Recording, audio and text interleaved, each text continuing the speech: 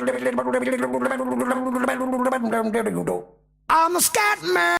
Hello and welcome to Classic Shirt Friday. This week we're going to be taking a look at our favourite shirts from the 1995-96 Premier League season when Man United and Newcastle were battling it out like Oasis and Blur for the league title. Pony had more shirts in the Premier League than Nike and Adidas combined, and Coventry City and Middlesbrough were the only team with a Brazilian. Tom Hanks wasn't the only person to say Houston, we have a problem. the summer of 1995, with Arsenal appointing a new manager in Bruce Rioch. The Gunners signed Dutch master Dennis Bergkamp and England star David Platt to play in this Nike away shirt with a great blue lightning bolt design. Arsenal also had the rarest shirt of the season, a yellow third shirt that was not available to buy in the shops. This was worn in the Coca-Cola Cup semi-final second leg at Villa Park.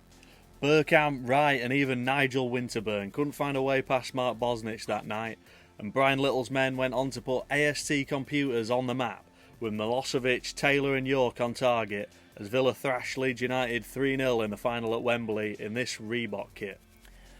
But it wasn't all tears at Elland Road, as they had Tony Yeboah, who was more lethal than Pierce Brosnan in this classic round-neck Asics shirt, scoring a superb volley against Liverpool in August. The Ghanaian bettered this with a bombastic strike at Wimbledon, which was the goal of the season. On he goes!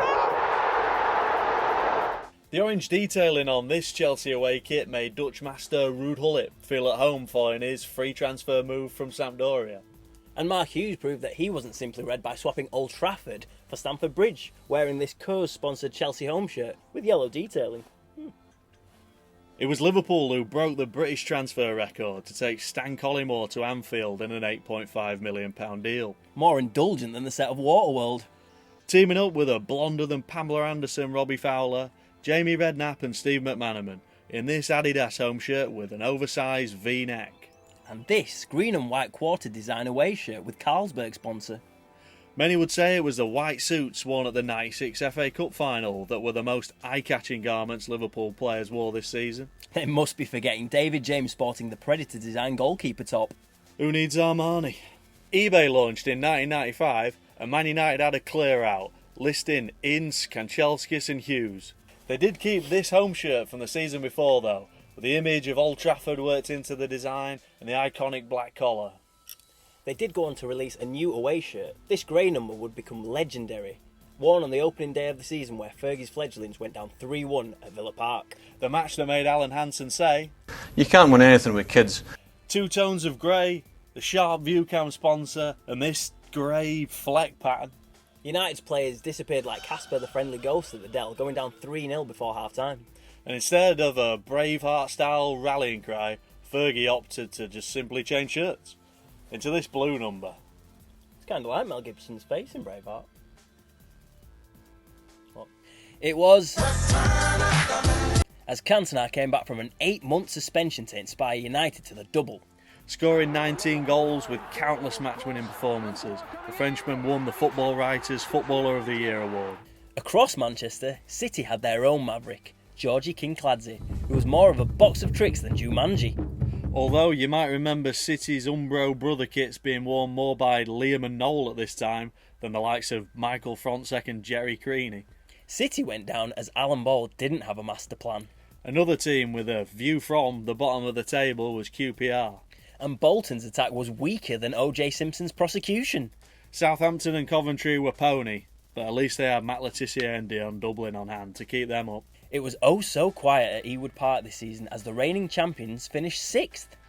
And it was curtains for Tim Sherwood and Rovers in the Champions League at the group stage, where David Batty and Graham Lasso went at it like Mike Tyson and Frank Bruno away at Spartak Moscow.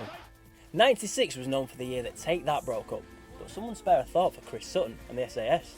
Yes, Alan Shearer played his last season for Rovers in this away kit, which featured a Champions patch sublimated in the design. Shearer hit 31 goals and was the league's top scorer before moving to his hometown with Newcastle United. Oh.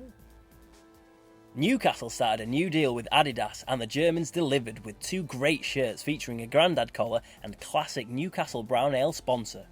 The claret and blue striped away shirt had the flair to match the new signings David Ginola, Les Ferdinand and Faustino Asprilla. Kevin Keegan's Toon were the entertainers and racked up a 12-point lead by January. But then they collapsed like Barings Bank, leading twice at Anfield. They ended up losing 4-3. Collymore closing in! In possibly the greatest Premier League match ever.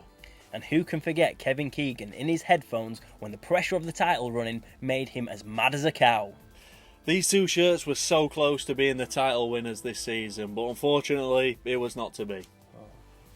Sorry lads. That's everything for the 95-96 season, and those were our favourite shirts. But we know what you're thinking. What about Crazy Gang? What about Tottenham? What about Matt Letizia? But that's what the comment section's for.